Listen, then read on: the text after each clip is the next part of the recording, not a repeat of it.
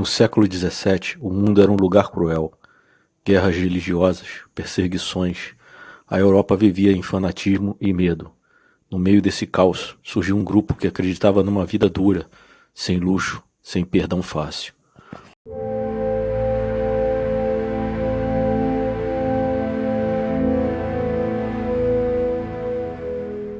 Eles achavam que o pecado estava em tudo, nas roupas, na arte, no riso. Achavam que Deus era justo, mas implacável, e que o mal precisava ser arrancado pela raiz. Esses eram os puritanos, homens e mulheres obcecados pela fé, que viam o mundo como um campo de batalha, entre a luz e as trevas. É daí que vem Solomon Kane. Solitário, trocou as orações por uma espada, e saiu pelo mundo enfrentando bruxas, demônios e tudo o que rasteja nas sombras. Não por glória, nem por vingança, mas por um tipo estranho de justiça. Um homem guiado por fé, mas atormentado pelas dúvidas. Solomon Kane nasceu da mente perturbada de Robert E. Howard, o mesmo criador de Conan, o Bárbaro. Apareceu pela primeira vez em 1928, no conto Red Shadows. Na época, Robert E. Howard escrevia para revistas pulps, publicações baratas, cheias de histórias violentas, cheias de sangue e muita inspiração. A história de Solomon Kane começa de forma brutal e marcante. Ele está na França andando sozinho, como sempre, quando encontra uma jovem à beira da morte. Depois de ser atacada por bandidos, com as últimas forças, ela conta quem foi o responsável, um criminoso cruel chamado Leloup. Kane não hesita. Ele não conhece a garota, não tem nada a ver com a história. Mas quando vê aquela injustiça, algo se acende dentro dele. Ali, diante do corpo da jovem, ele faz uma promessa. Eu vou caçar esse homem até os confins do mundo, e ele vai pagar. E é exatamente isso que ele faz. A perseguição começa ali, na França, mas se estende por vilas, florestas e mares, até chegar às selvas da África, onde Leloup se escondeu, achando que ninguém o encontraria. Mas Kane não para, não esquece e não perdoa.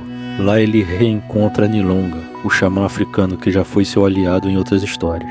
Nessa terra estranha, cheia de mistérios e forças que desafiam a razão, que Kane e Leloup finalmente se encaram. E quando a vingança acontece, não é com gritos ou espetáculo, é silenciosa, fria, implacável.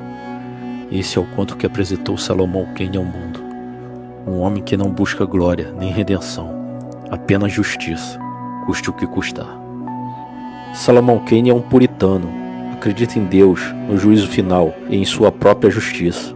Ele não obedece a reis, nem se curva diante de nobres, segue apenas sua própria consciência. Kane é um homem duro, que nunca hesita, movido por uma vontade implacável. Enfrentou todo tipo de criatura, demônios escondidos em fortalezas esquecidas, cultos ancestrais que se alimentam de sacrifícios, feiticeiras, mortos-vivos, vampiros e espíritos vingativos. Mas o que mais o assusta não são as criaturas sobrenaturais. É o que o ser humano é capaz de fazer quando pensa que ninguém está olhando. Senhores de escravos, assassinos, traidores, fanáticos.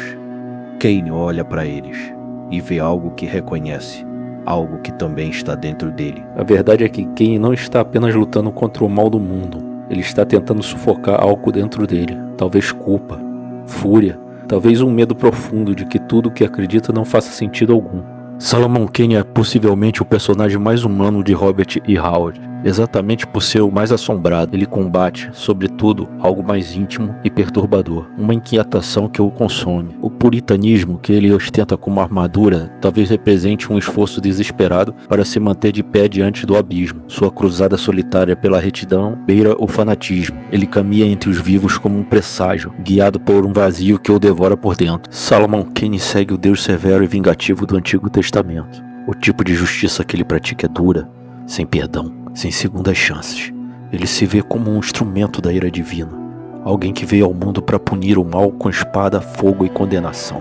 Não tenta converter pecadores, ele aniquila os culpados. Ele segue um código pessoal de justiça que, na cabeça dele, é divino. Isso o torna ainda mais perigoso, porque ninguém pode convencê-lo do contrário. Quando entra em combate, parece possuído, como se ele despertasse um espírito tribal, uma espécie de berserker puritano. Ele não luta por impulso, luta porque acredita que é a missão dele. Segundo Howard, Solomon Kane era civilizado só por fora. Por dentro, carregava a fúria bruta de seus antepassados saxões. E quando ele se depara com a injustiça ou com o mal puro, essa fúria explode. Kane vira outra coisa, quase inumano. E o que a gente vê é uma força imparável, agindo como se fosse o próprio castigo de Deus.